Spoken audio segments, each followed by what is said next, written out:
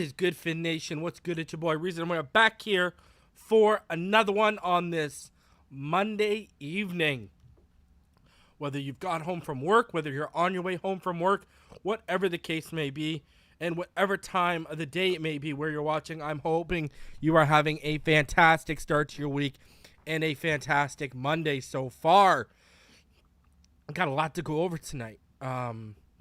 We're going to go over some Dalvin Cook stuff. We got a lot of defensive stuff to go over here. We got to catch up on ESPN are doing their positional rankings, and out of the 3 lists they've already put out, 2 of those have had Dolphins on it, so we're going to talk about that. Also, what Emmanuel Ogbah is saying.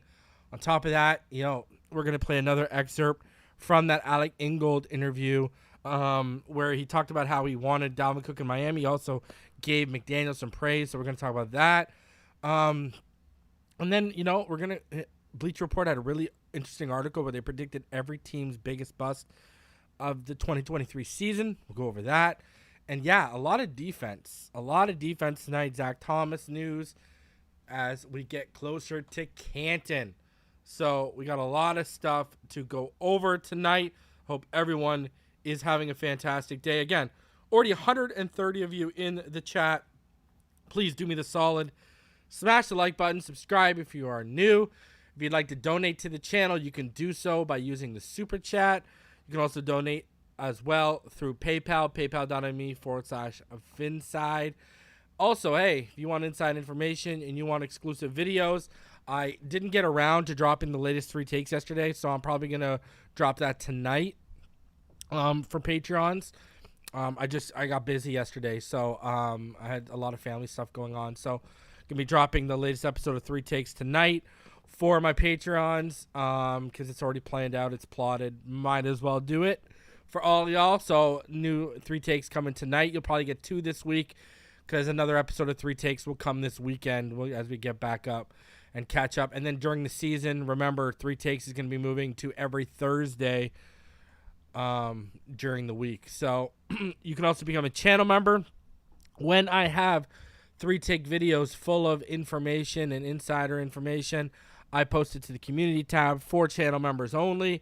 So if you're a channel member and you've been missing it, just go over to the community tab and you can go catch up. Man, all that said, let's get into it. First of all, man, it has been a hot week and a half. Seems like every day we are setting the hottest day in North America record. I got to say this. Are the Buffalo Bills praying to the rain gods and the sun gods and thanking everyone that they don't have to travel to Miami week 18 till week 18? Because if they were traveling within that month of September, I don't know how these Bills players and fans would cope with this kind of heat going on right now. It is real up here, and I can only imagine how real it is in South Florida right now. That heat is no joke. No joke. And, Bills fans quaking in their boots. Man, I hope, I hope January. When we face them in January, I hope it's like unseasonably hot. You know what I mean? Like, I hope it's like the hottest day ever in January recorded in South Florida history. I really do. Because I know someone's probably looking up right now in the chat, what's the hottest day recorded in January in South Florida? And when you do find that answer, whoever you are, because I know one of you is out there, please put it in the chat because I want to see if that's even hot. Because the Bills fans will just be crying. You know what they're asking for Santa, right? They're asking Santa for a nice, cool day in January in Miami. That's what they're asking for. Adrian says, hey, Angels in the outfield. Hey, it can happen. Brian Waters said, hey, Reason, we had 2 days of 105 degrees. You're talking about like now, right? You're talking about now, I hope, not up there in January. Because if you're talking about January, my Lord. So it's been hot up here too, man. It's no, people, we talk about these egg igloos and everything like that. we've been dealing with high 90s, low 100s up here, right? Like we've had days last week where it's 40 degrees Celsius, which is about 104 Fahrenheit.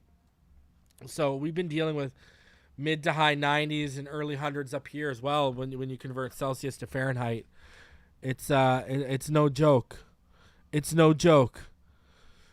I'm aiming for the Titans game. That's the aim. And shout out, who saw Reason's meme, huh? Hey, why'd I got everyone all kerpuffled. I could tell some people just were not.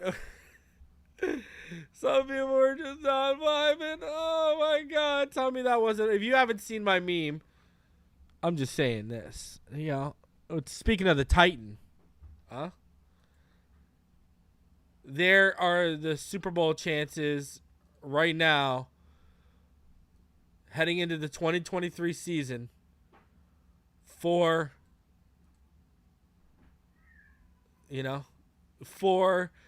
the Buffalo Bills. As you can see in this meme, they are Ocean Gate, and the Super Bowl is the Titanic. Oh my God. So, I agree with you, Finn's Rule. I've been saying it. I got the sense that their window has closed. I have got the sense that their window has closed. Leslie Frazier, key pieces to that defense leaving, it's going to hurt more than people think. I mean, last time McDermott called the defense was in the last 13 seconds of the AFC Championship against the Chiefs, and we all saw how that worked out. No? So, that's how I see, those odds are about to implode any minute. Someone, let me see this. I see that chat. Check this out. Let me see, where is it? 88 degrees Miami high in January. So that's about what, 31, 32 degrees Fahrenheit. So that's decent. Let's hit that, let's hit 95. Let's hope for 95. Let's go. Give me 105. I'm down for 105 in January. Let's crush the record, Oh man, I can listen, I can hear the crying and see the tears already from Bills fans if it's that hot. I can see it already. So, anyways, continuing on here, I saw a debate going on. It's something we've talked about, and it's something we will talk about before training camp on a specific show we got coming up. But the question right now is, people are talking about, hey, did we downgrade at quarterback from Teddy Bridgewater to Mike White? And, listen.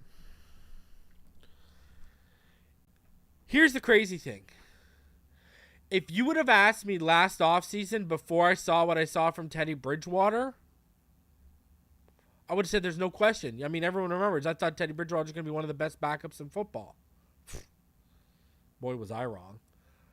And, one of the few times, so don't do too many laps, eh? One of the few times I was wrong. But see, I can also admit when I'm wrong. Unlike a lot of people in this community.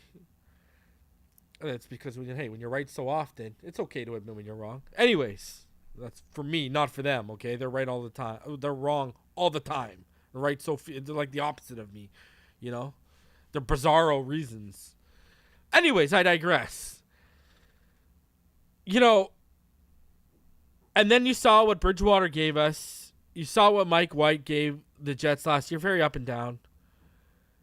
I will say this. This is the best offense Mike White's ever been a part of.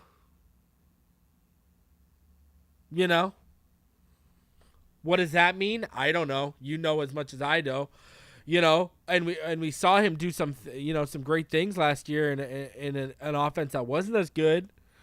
I think offensively we're coached better.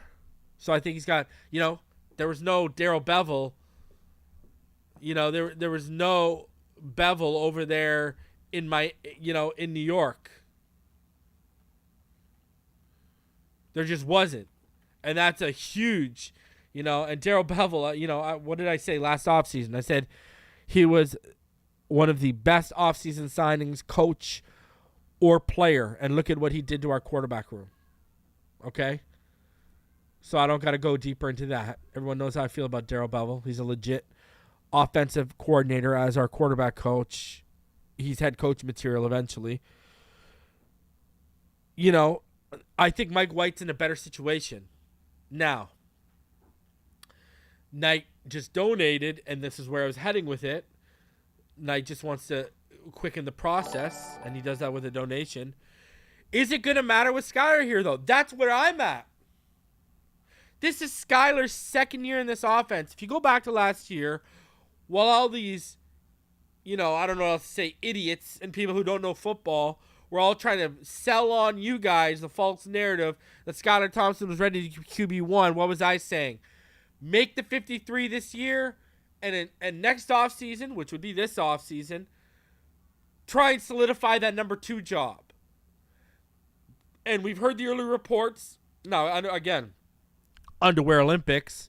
But we've heard the early reports that Skyler Thompson picking right back up where he left off, popping off. Everything's going good for Skyler Thompson.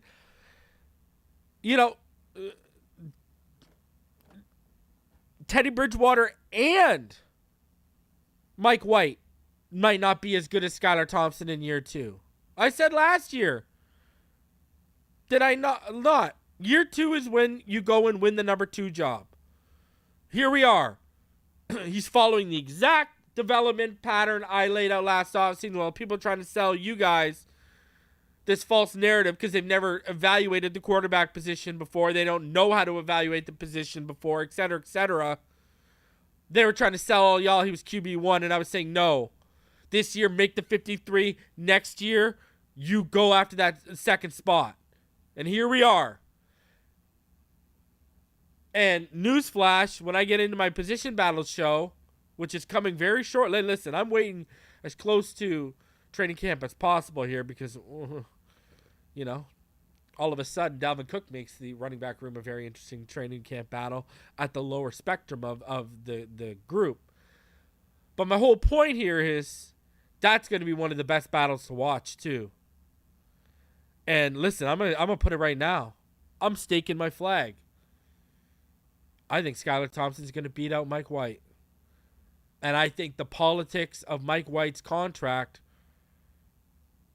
are going to be why he's where he's at. We're going to be carrying 3 quarterbacks again. I think Skyler Thompson's going to beat out Mike White. I might as well stick to my prediction last year. One thing you can say about Reason is he's consistent. So I'll stick to my prediction last year. Last year I said make the 53 year 1, year 2 win that number 2 spot. I'm saying he's going to win the number 2 spot this year.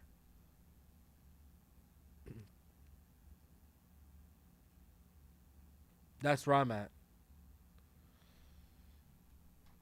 So while everyone's worried about Mike White and Teddy Bridgewater, who's the bigger upgrade, don't be sleeping on Skyler.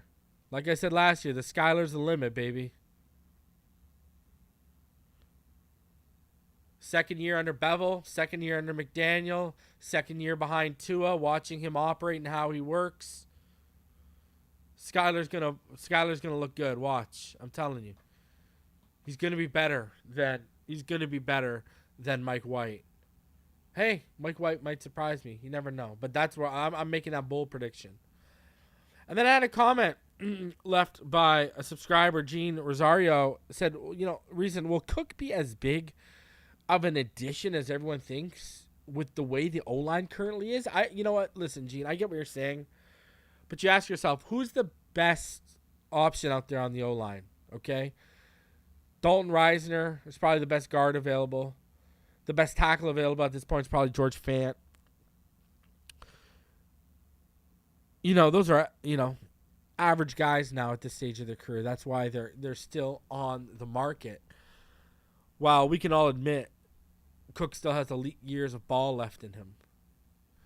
And you get to a point where you say, listen, what's going to help the O-line more? Adding one of these average guys? Who knows if Reisner's going to beat out an Isaiah Wynn or a Liam Eichenberg? Because remember, though statistically, in pass, and pass block win rate and such, they did take a leap under Butch Barry in Denver. Was Dalton Risner one of those players that didn't like the scheme change that Butch Barry brought in there? Was he one of those guys that pushed back on Butch Barry and didn't like him? So you look at this and you're like, what's going to help the O-line more? An elite runner with great vision who can make himself skinny and hit the lanes and the holes even if they're small, or can kick it outside when he sees it's not there, or adding an average guy who's going to be trying to compete with Liam Eichenberg and Isaiah Wynn. I think when you look at the options that are there to add to the offensive line right now, Cook's vision might be the best option.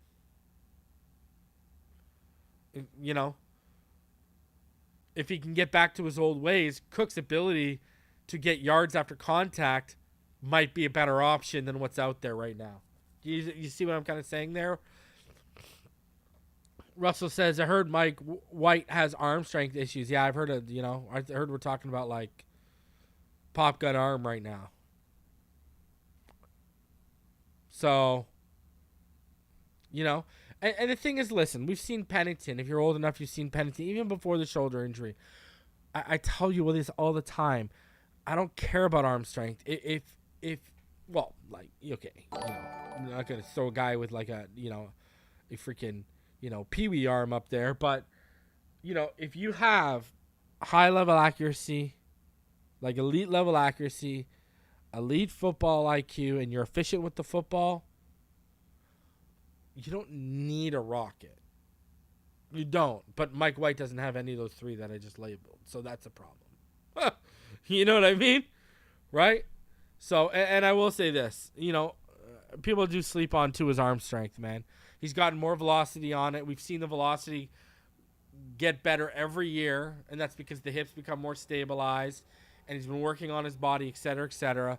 The velocity has increased again this offseason. You're going to see even more zip than you saw last year. People forget that Alabama, before the hip injury, the guy had a stronger arm than Joe Burrow. Joe Burrow had, it looked like an arm more suitable for indoors in a dome than Tua did coming out. But the hip changed everything. And now he's been trying to get back to that. And it's been a process, but he's back to that, and he's gaining, and now he's going to continue adding zip for the next couple seasons. You're going to see the zip continue to increase as he continues to grow into his body, because remember, he's only hitting his mid-20s too, so that man strength is kicking in too right now, right? So Burrow was already, a couple years ahead of Tua in terms of age when he came into the league. So,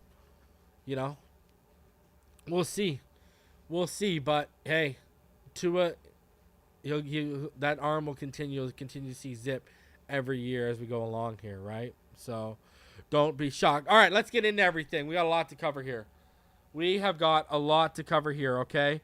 So let's start off with what the morning started off with, and that's Boomer Esiason basically making the claim that, well, he makes a couple claims in this. And before we get to that, shout out to Finn9113. 9113. Hey, Reason, what do you think of the new read option rule? How do you think it will affect our offense? So basically what he's talking about is the new NFL rule. It's going to penalize teams handing out a football on a read option. So an illegal forward pass will now be a penalty. Right? Listen, I don't think we depend on the RPO like we did a couple years ago. I really don't. So, I don't think it's gonna. I don't think it's going to have that vast,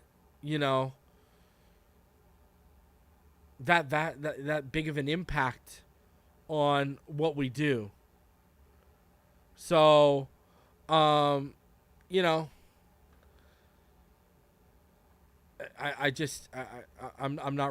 not too overly concerned about it. right? I'm really not. I think it's like a 5-yard penalty too, if I remember correctly too, right? So, an illegal forward pass is just a penalty. That's all it is right now. So, I don't think it's going to really hurt us that much. I haven't really thought about that. That's a good question. That's a good donation right there. I haven't really thought about that, but,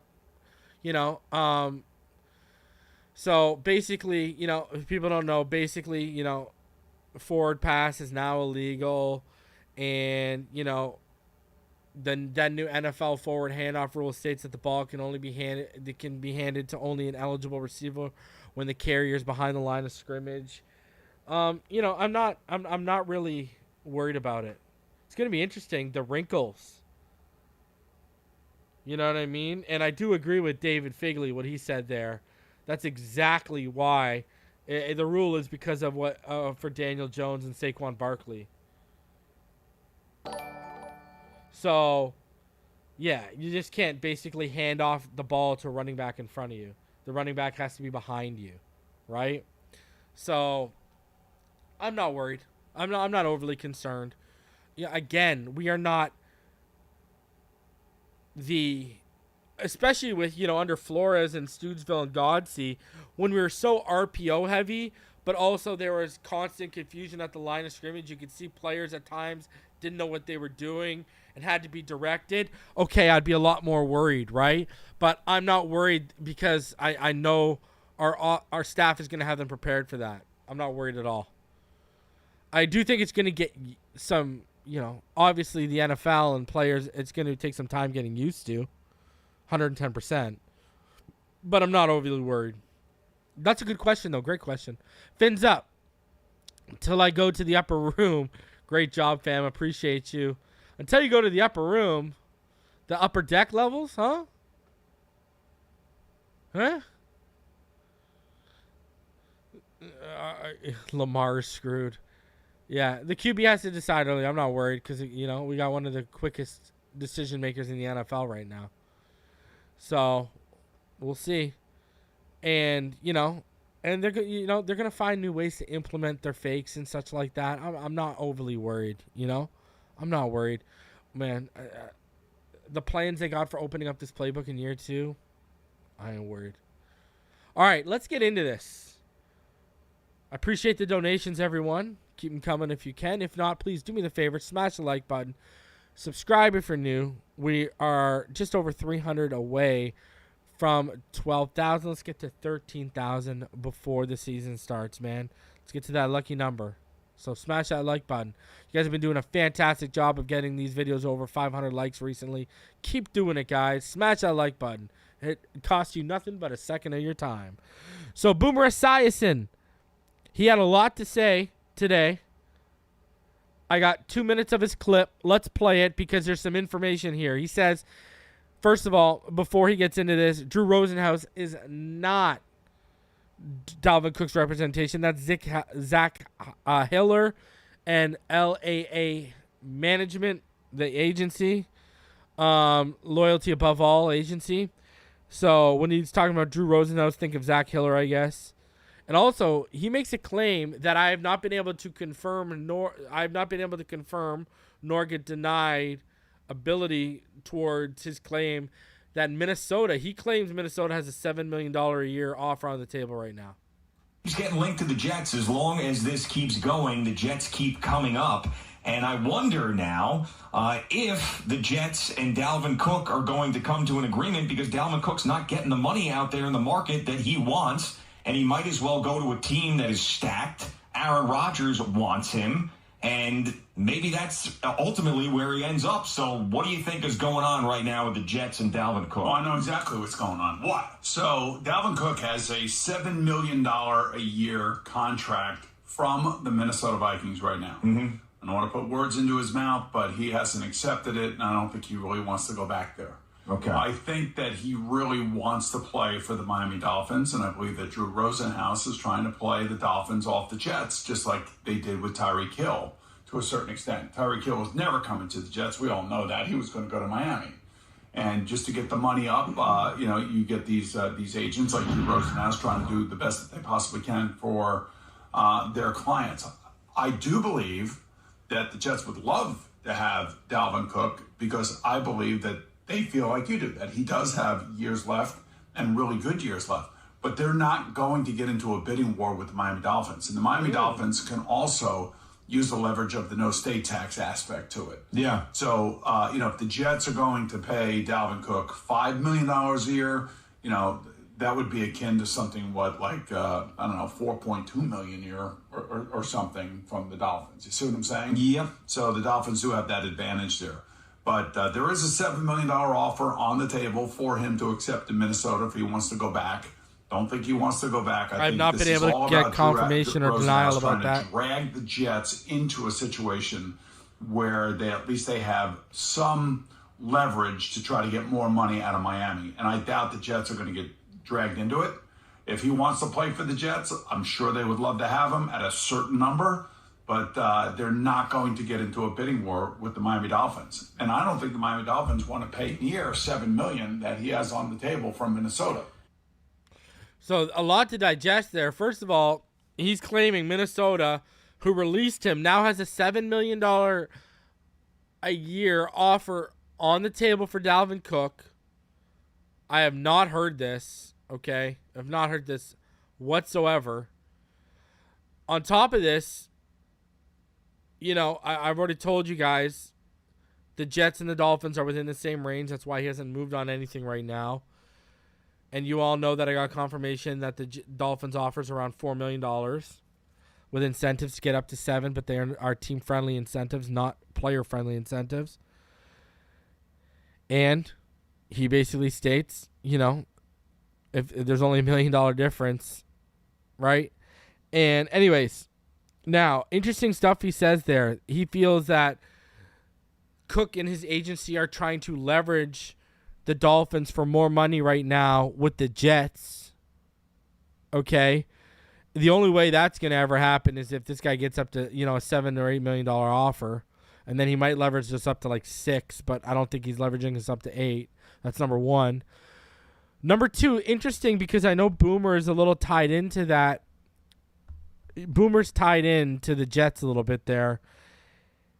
And he was very adamant in that segment that the Jets will not getting into a bidding war with the Dolphins. And, I believe that as it stands right now.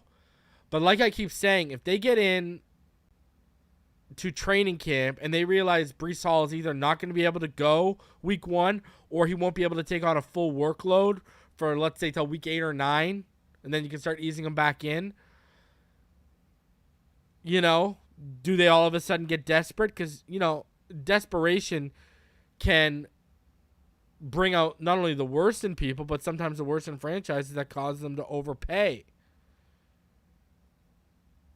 But he was very adamant that they will not get into a bidding war, and he even is adamant that the Dolphins don't want to pay the $7 million that he claims is on the table from the Vikings right now. And that's not news to us. But I've said $7 million, that number he needs to come around. I don't think he's going to go back to Minnesota. That would just be a weird, circle of events if that happened. I have not been able to. I haven't even, to be honest with you, I haven't even checked in with my people yet. But I have not been able to confirm or deny that report about Minnesota. Without talking to any of my people about it, it doesn't make a lot of sense that they would cut him, then offer him that kind of money, especially after they just gave Madison a little bit of a bag too. See, and why am I talking about the Jets not being willing to get into a bidding war? That's great news for us. If those Jets are willing to go high, if none of these teams are willing to engage into a bidding war, we're going to win this thing. We're going to come out with Dalvin Cook on the Miami Dolphins. I've always been nervous about a team getting desperate. The Jets, with Breece Hall, learning Breece Hall might not be able to go this year, that could be desperate.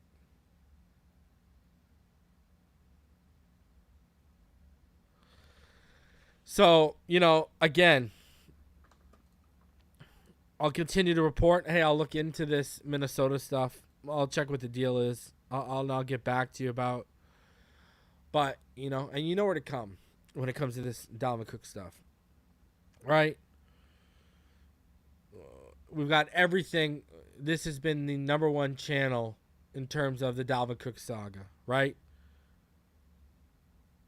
We knew we were the first to report about the mutual interest all along between Cook and Miami, even after the re-signing of the running back room and drafting of Devin A-Chain, that interest still remained. While people out here saying, oh, the Dolphins would never try and trade for Dalvin Cook, I said no. They did attempt back in March. In February. I was telling y'all they've attempted to trade for him, but the asking price was too high.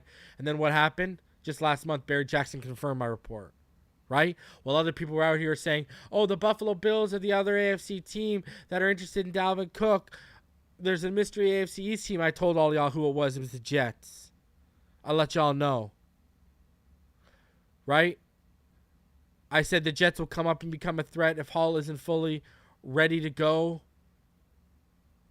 as of the beginning of the season, and that's been confirmed by their outlets. I reported that our initial offer was a lowball offer, and it was confirmed it was well below market value. While people said he needed to take a $4.5 million deal in the range of $4 million, I said he would not take anything less than $5 million. What came out literally 2 days later from all the mainstream media, he will not take less than $5 million. The only things that I have left to be right about are that I've been told from both sides that the Dolphins are under the understanding they'll have a chance to match or come around an offer he's willing to take if it's in the $7-8 million range. And I've also been told $6-7 million is the magic number. So we'll see. But all along, we've been on point with this whole Dalvin Cook saga, and I'll continue to bring the latest on it. Speaking of, Jeff Darlington, he wanted to settle down some of your Dolphin fans that keep blowing up on Twitter and all that. Why isn't he signed yet? Why isn't he? Well, listen to what Jeff Darlington had to say on Rich Eisen today about Dalvin Cook. What is the timing on Dalvin Cook, on what's going on with him, best you can tell, Jeff? What do you got for me there? First of all, I think it's important. I keep having all these, Dolphins fans freaking out in my Twitter timeline about why doesn't Dalvin just sign? We should just move on from him. Like, it's July 10th. Like, GMs aren't even around. Like, they're on vacation. This is not a time of year when players sign. I remember talking to a GM actually this past year about a player that he had signed last year, and he had a quarterback who was coming to him constantly to try to press him to sign a wide receiver. Listen to what he says here. The GM finally had to tell him, let me do my job. If I sign him right now, it's going to cost us $15 million. If we wait 3 weeks, I can sign him for about $6. So, I think that sort of applies to what we're going through right now with Dalvin Cook. Dalvin wants to see what his market is. Jason ain't the wrong. Dolphins, for instance, aren't going to want to, just press and sign him just at a time when it doesn't matter. So I think that we should sort of expect maybe, say, Saquon or Josh Jacobs get a deal done before July 17th and sort of reset the running back market. Maybe that happens and helps. Maybe it doesn't, and Dalvin just has to ultimately make the decision himself. So I would say just closer to training camp, maybe July 25th. Did you just choose July 17th out of thin air, or is there a dedeadline going on there? No, the deadline, the July 17th one is the Saquon is the deadline for the guys that are franchise tag to do a long-term deal. So Saquon and Josh Jacobs have until July 17th. So my thought is if they do a long-term deal, at least Dalvin will have a better understanding. Because right now all these running backs are looking around at each other, whether it's Zeke or Leonard Fournette, Dalvin Cook or Kareem Hunt. He's out there too. Kareem Hunt. Yeah, they're all looking at each other like, what are we worth? Because everybody's telling us we're not worth much. So when do we find out what we're worth? And it's going to take somebody, and right now, July 17th being maybe the next marker, to do a deal to give anybody any sense of what these running backs are currently valued at. And this is what we've said on this channel this whole time as well, right? We're a week away from that date, by the way. It's next Monday. But I've said the problem is if that date comes and goes, and let's say Josh Jacobs isn't done, for example, and let's say Vegas rescinds their offer Because we knew Vegas didn't want to sign him an extension, and they're actually trying to trade him last offseason when Josh McDaniels got there. What if they rescind the offer and they go get a Zeke Elliott or a Leonard Fournette or a Kareem Hunt, or they make an aggressive offer for Dalvin Cook because he's cheaper? What if they do that?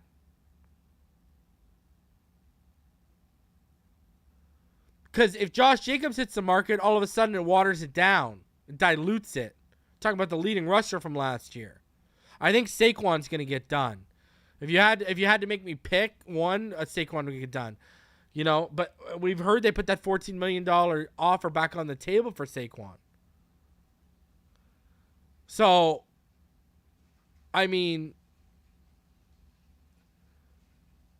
again, listen to what he said too, you know.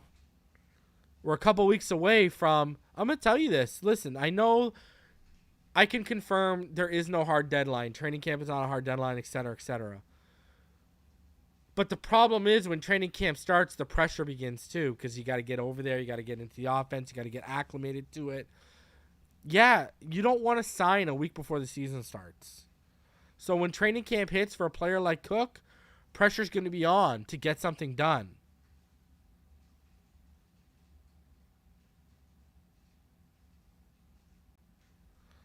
So I'm just saying, it feels like we're going to get some resolution in the next couple of weeks here.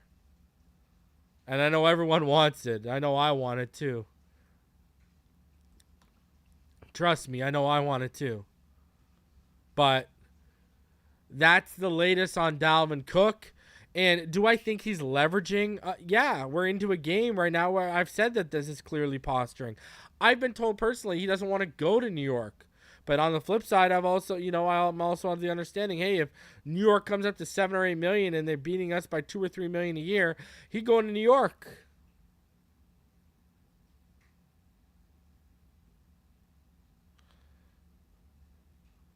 Robert, when does our camp start? Our camp starts on the 18th, I believe, rookies report. And then on the 25th, veterans report. And then the first training camp session open to fans is July 30th. So we're 8 days away. Next Tuesday, we're only a week and a day away from the rookies reporting, baby. How good does that feel, huh? Let's stick with some video still here. We played a portion of this last time around. I want to play this for all of y'all. And the last time we played a portion from this interview, it was Alec Ingold talking about how they want Dalvin Cook in and competition breeds excellence. Well, look at what he said in that same interview about Mike McDaniel. And it just shows the faith the players have in a coach only going in his second year. Coach McDaniel is really good at coaching the player and the jersey number, right? Like having a standard for the system, how you need to play, how you need to perform. We've been talking about that since the jump, this entire conversation. What makes a great coach? Being able to make players play to their potential, not make them, but like coach them up there. And I think that's what I love about working with Coach McDaniel is like you see that belief in your potential. This is how good you can be. These are the 10 best plays that you had in your career. Let's go do that over and over and over again. So the standard of coaching is high. The standard of expectations is high. And I think everybody, it's an encouraging way to look at football. You know, you're not getting beaten down with a stick all the time. It's definitely there, but it's like, here's how we can all make plays and here's how we can all make wins together. So I think that's what's really cool. It's definitely, like you said, just the beginning. So we got a long ways to go. You said 200 wins. How many years? 20 seasons of 10 wins. 10 wins. More. That's right. That's right. That is a long time of 10 wins or more. And those 10 win seasons are tough to come by. He'll look like Shula by the end of it. I love it. But you love to hear that, man. You love to hear, we're only a year into his tenure and already you got an NFL veteran here, one of the best fullbacks in the league, talking about how good not only is Mike McDaniel coaching the player, but making players believe they can reach their potential and helping players reach that potential in his offense. It's such a positive positive reinforcement. And we come from Flores where, I mean, we could talk about the defensive guru he was all day, but at the same time, we got to talk about Jaelan Phillips and how after Jaelan Phillips' rookie season, he had to go see a sports psychologist because of, you know, the berating and everything that he was getting put through by that coaching staff on the defensive side of the football. He had lost all of his confidence and his belief in himself because of the way he was being coached and the way he was being treated. And you see, it's great when you see positive results from positive reinforcement. You know? It's really, really fantastic to hear, especially from what these players had to go through before he showed up. You know, X was miserable and Tua was miserable. We had a lot of miserable players. Even though they were performing, we had a lot of miserable players on those teams. A lot of miserable players on those teams. So when you hear them praise the coach and not only how he coaches the player, but how he makes them believe in themselves and their own potential and he helps them attain it, man, that's great to hear. That is the recipe to last in the NFL, and I'm so proud that Mike McDaniel is the coach of this team, and I can't wait to see what he does in year 2. Let's get into defense because we got a lot of defensive stuff to go over right now. All right? Let's start off with ESPN's rankings. Now, just yesterday, they came out, well, on the 8th, on Saturday, they came out with their they do this every year. They get executives, coaches, scouts, rank the NFL's top 10 and at every position. They're starting on defense right now. So they did off-ball linebackers. No Dolphin players made it. They just did the top 10 defensive tackles for 2023. And so we've gone over this every year. Aaron Donald. Last year he was number 1. This year's number 1 again. The lowest ranking he got from anyone was 3. Chris Jones was number 2. Last year he was number 3 heading in. Jeffrey Simmons last year was 2. Now he's at 3. They just did a swap. Quinnen Williams is at 4. He had some people unrank him. Oh, man. Javon Hargrave came in at 5, and we know he got that big payday, 4-year, $84 million. Dexter Lawrence came in at 6. DeForest Buckner came in at 7. Daron Payne at 8. Cam Hayward at 9. Jonathan Allen at 10. And then the first honorable mention, Christian Wilkins. Says Wilkins led all defensive tackles and defensive stops and stuffs last season. One person said complete player, versatile, rugged, tough, high motor. High-ranking NFL official said he was our best defensive player when we played him. So there you go. Christian Wilkins did not get enough votes from executives, coaches, and players to enter the top 10. And what's key here is, Dolphin fans, before you get your panties in a bunch, the positive thing is here, all the people in the top 10 were the guys who got extensions. So, 18 million, Christian? 18 million, you know, instead of 22, you know? So, that's that. Christian Wilkins gets honorable mentions from ESPN's yearly top 10 positional rankings. Interior defensive linemen voted on executive coaches and scouts. Now, today, they released the top 10 edge rushers ranked by executives, coaches, and scouts. Now, number 1, Nick Bosa. He was last year, he was 3. Myles Garrett last year was 2. This year he's 2 again. Micah Parsons. Micah Parsons has been moved from off-ball linebackers to edge rushers. He was ranked. Someone ranked him 1. TJ Watt last year was 1. This year 4.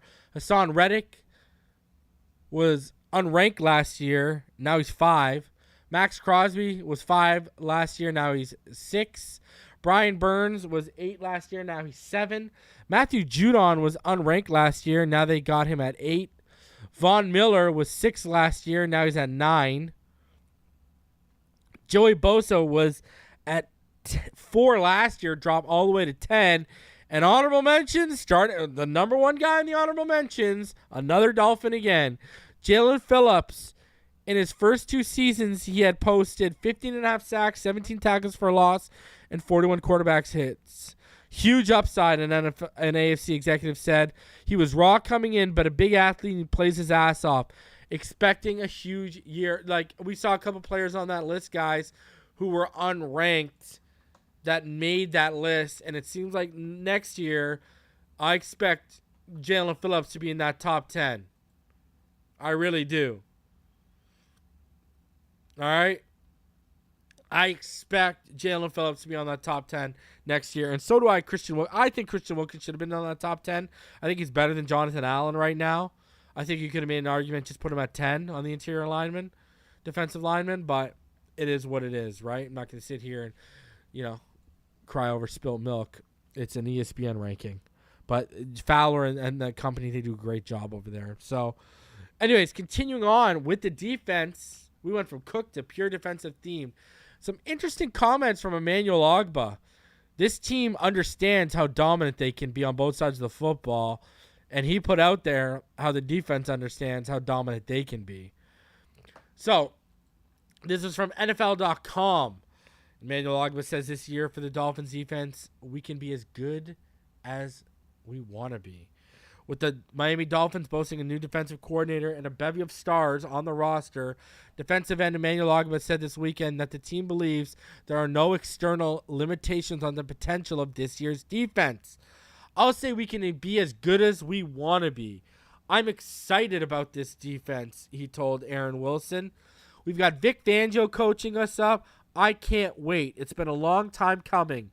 This year, I feel like this is the year we can be as good as we want to be. I'm ready to go out there and dominate. Last year's squad came into the season with a new head coach and much hype for the potential on both sides of the roster and got off to a hot start. Even though quarterback health struggles, caused issues later in the season, the team still managed to earn a 9-8 record and a playoff berth, their first since 2016. The Dolphins earned that postseason spot by fighting through a surprisingly tough AFC East, demonstrated by the fact that all 4 teams were in the playoff hunt late in the season, and it was Buffalo that ended up knocking Miami out in the wild card round. And the division is only expected to get tougher in 2023 as the Bills are set to be just as strong as recent years. I don't know about that. And the Jets made big moves to build up the offense behind Aaron Rodgers. But Ogbah said the Dolphins don't feel intimidated by the pressure of the rising competition levels, even welcoming the challenge of building on their 2022 finish with staying competitive within the division. Our division is tough now, Ogbah said, but we're excited. We love the competition. We're ready to go. We don't look at nobody. We compete against ourselves. The biggest defensive change Miami made this offseason was hiring of Vic Fangio as defensive coordinator. Fangio has over 2 decades of experience, and the hope is that his expertise will help bring the Dolphins defense up from the middle of the pack to a premier unit. At his disposal, Fangio will have one of the deepest defenses in the league, highlighted by big names all over the field. Ogbah, Jaelan Phillips, Christian Wilkins, and Bradley Chubb should be leaders up front, while the secondary saw the addition of Jalen Ramsey to complement Pro Bowler Xavier Howard and Javon Holland. If the defense can get under Fangio as expected, can gel under him as expected, it could end up being a unit to beware in 2023. But a roster can only be so good if its players can't get on the field together, a fact Ogbah acknowledged when addressing his injury-hampered 2022 season, in which he recorded career lows in sacks and tackles. Ogbah suffered a season-ending triceps injuries in Week 10, meaning that he only got to play 1 full game alongside Chubb, as the latter came over from Denver at the trade deadline. I can't wait to get back on the field with all them boys at the same time, Ogbah said. After recording 9 sacks for the second straight year in 2021, Ogbah knows what he needs to do to get back on the field on a consistent basis. It's all about being healthy. The game's all about being healthy. I'm excited. I've been doing the right things with my body, taking care of my body, just making sure I'm ready and fit to last the whole season. The Dolphins will come together on July 25th when all players report to training camp, and we'll have a further 3 weeks of practice before we see the team's new defense for the first time in the preseason. But even before the first snap, Ogbah is already confident about the high ceiling of this year's squad. Oh, baby, oh, baby. Oh, top 10 defense, top 10 offense on the horizon. I can feel it. I can feel it, baby. Oh, man, I can feel it. Gotta believe. You gotta believe right now. You gotta believe. Whew. Man. I'm just saying. I am just saying. You gotta believe, man. You gotta believe. Now, speaking of our defense, Omar Kelly came out with an article. And, you know, he was kind of rehashing it a little bit, but he said, what's missing from Vic Fangio's Dolphins defense? And he's still talking about that quote. Obviously, that quote didn't sit well from earlier in the season. The expectations are high for Vic Fangio. The Miami Dolphins won a competitive bidding war, making the former Denver Broncos head coach and seasoned defensive guru the highest paid defensive coordinator in the NFL. And the expectation is that he'll deliver immediate returns. This defense does two things. It creates turnovers and it stops explosive plays, said safety coach Joe Casper, who left the Philadelphia Eagles to join Miami's staff this offseason. And the number one way to win games in the NFL is to create turnovers or protect the ball and stop explosives. This scheme, similar to the one we ran in Philadelphia, gives us the best chance to do those things. Problem is to transform the leftovers of Brian Flores' hybrid defense into a top 10, possibly top 5 unit in 2023, Fangio hinting that he needs more pieces. We have some really good talent some places, he said at the conclusion of Miami's minicamp. In other places, we've got to find the talent. I think it's a good mix right now. I think he's talking about the second level, but behind David Long. If you want my opinion, I think he's talking about depth at the nose, and I think he's talking about second level defenders. I think it's a good mix right now. Our good players have got to be really good for us to be good. We've got to find other guys to fill in and that play good in spite of their lack of playing time and experience. Roster depth seems to be what Fangio is hinting at. He possibly wondering how good the Dolphins will be if a starter or two like Raekwon Davis, David Long, and maybe Javon Holland are sidelined because of an injury for an extended stretch in 2023. The Dolphins faced similar stretches last season when Emmanuel Ogbah was shelved for nearly half the season because of his triceps injury, and when starting strong safety Brandon Jones and nickel cornerback Nick Needham were sidelined because of the knee and Achilles injury they suffered in October. Other defenders missed games and starts as well, and it watered down Miami's defense, which finished 2022 ranked 18th in total yards allowed, 24th in points allowed. Those struggles cost Josh Boyer his job and opened the door for McDaniel to fire Fangio, whom hire Fangio, not fire. I don't know why he put fire there. Whom he lobbied unsuccessfully to hire when he was named Miami's head coach. Now McDaniel's entrusting Fangio to work his magic, but that required talent. What Fangio is likely asking the team's front office to address is the areas of the weakness on defense, which, based on what we saw during OTAs and the minicamp practice, appear to be nose tackle, inside linebacker, and safety. There isn't an established nose tackle behind Raekwon Davis, so if he's sidelined by an injury, Miami could be forced to switch defensive fronts, going from a 3-4 to a 4-3 unless Brandon Pilley steps up. Or the Dolphins could sign someone like free agent Akeem Hicks, who has a history with Fangio, and who we've been advocating for on this channel, by the way. Christian Wilkins and Zach Seiler aren't built to take on two blockers consistently, which is the primary job of a nose tackle in a traditional 3-4 scheme. So adding a veteran like Hicks, a 33-year-old who has started 121 games and produced 41.5 sacks, could be beneficial. Long has a history of battling soft tissue injuries in the NFL, which is one of the reasons Tennessee moved on off of him during free agency this offseason. If Long, who missed a majority of the season, program nursing an undisclosed injury, or fellow starting inside linebacker Jerome Baker becomes sidelined, Duke Riley and Channing Tindall would likely have their roles elevated.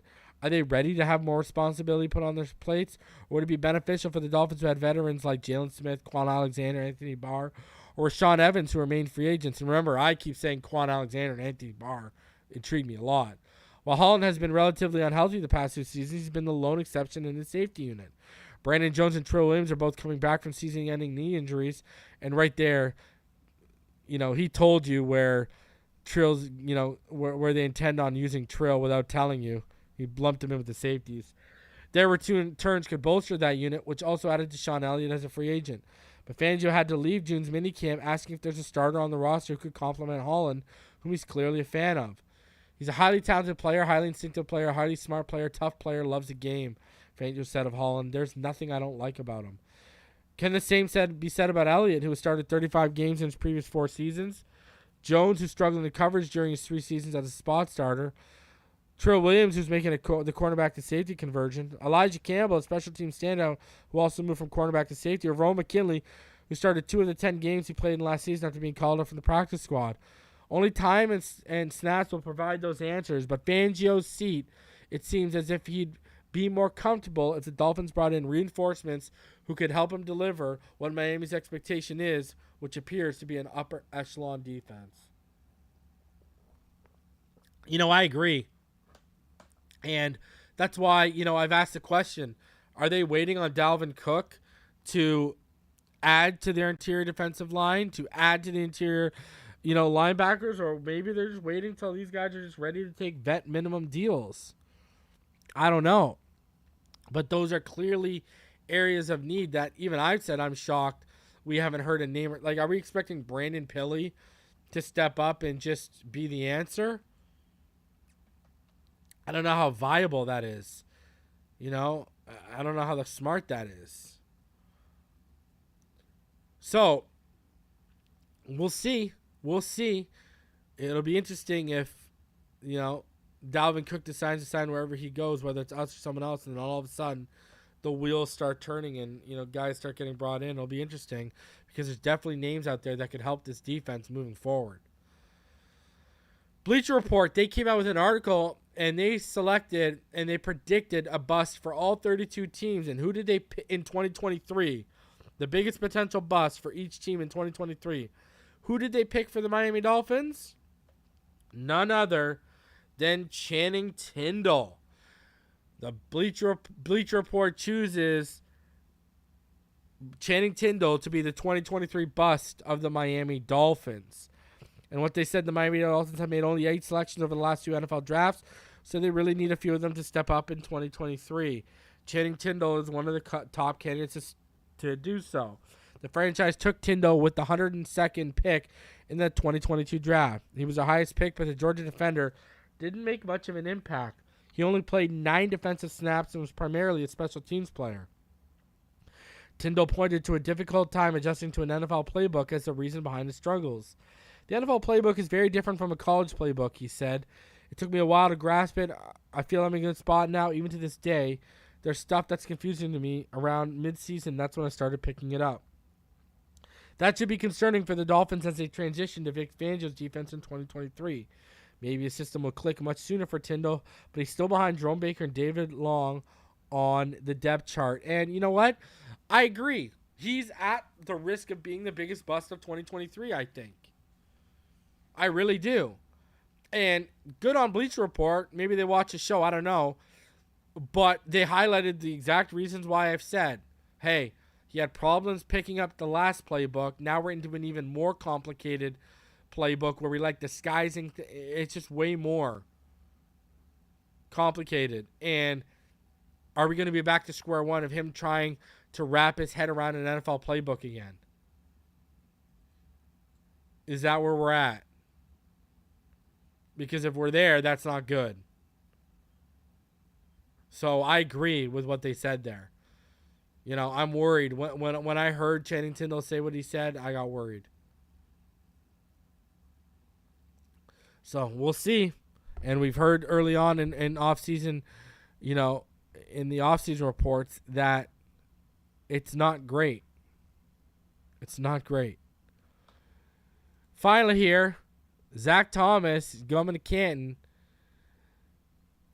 And guess what? He is going to be the first to speak. Zach Thomas was nobody's top college recruit out of high school in Texas and far from a first-round pick in the NFL. I never got the respect I felt I needed, he said. That was my motivation. Now as a great Miami Dolphins linebacker who spent a career proving doubters wrong, prepares to enter the Pro Football Hall of Fame, Thomas at long last finally is a number 1 pick. He will make the first acceptance speech of 9 new inductees on August 5th in Canton, Ohio, he has been told. The Hall does not reveal how it selects the order each year, but speaking first or last are generally considered to be the best spots. Thomas is being inducted along with Rondé Barber, Don Coryell, Chuck Howley, Joe Klecko, Darrell Revis, Ken Riley, Joe Thomas, and DeMarcus Ware. Each speaker will give about 10 to 12-minute speeches.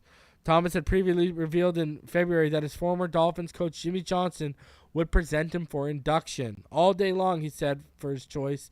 He's the guy that gave me my start my rookie year. It was Johnson who 4 months ago surprised Thomas at his home with the news he had finally been selected. He was drafted in the 5th round out of Texas Tech in 1996, and Johnson himself was inducted into Canton in 2020 and presented Thomas' longtime teammate Jason Taylor for induction in 2017. Thomas had been bypassed 10 times for induction before finally getting the call, despite having more career tackles than any linebacker in the Hall of Fame other than Ray Lewis. Johnson calls Thomas the hardest working player I ever coached. Man, I'm so happy to see Zachy Baby get his flowers. August 5th, can't wait. All right, guys, I'm going to get out of here. I'm going to be back tomorrow night. I'm going to have a show for y'all tomorrow night. We're going to look over some stuff. Plus, I'm going to have a topic y'all might be interested in, so be keeping an eye out for tomorrow. I'll be live tomorrow evening, probably around the same time. And then on Wednesday, I'll be live at 8:30 p.m. Eastern with Richmond Webb and Ball Game. And then we'll be live around 4:30, 5 o'clock on Thursday, myself and Neil, for another episode of Fin Too Deep. You're not going to want to miss that. And then obviously it'll be live on the weekend as well. So we got a lot of content coming your way as we get into it. And we're starting these next 3 shows. We're going to start getting into training camp centric topics. So be on the lookout starting tomorrow. Hope y'all will join me. Until next time, I appreciate all y'all for taking some of your Monday evening out to come hang out with me. Thank y'all for donating. Smash the like button on the way out. Please do me the favor. And subscribe if you're new. Until next time, you already know what time it is. Fins up all day, every day. And I will see y'all on the next one. Peace, guys.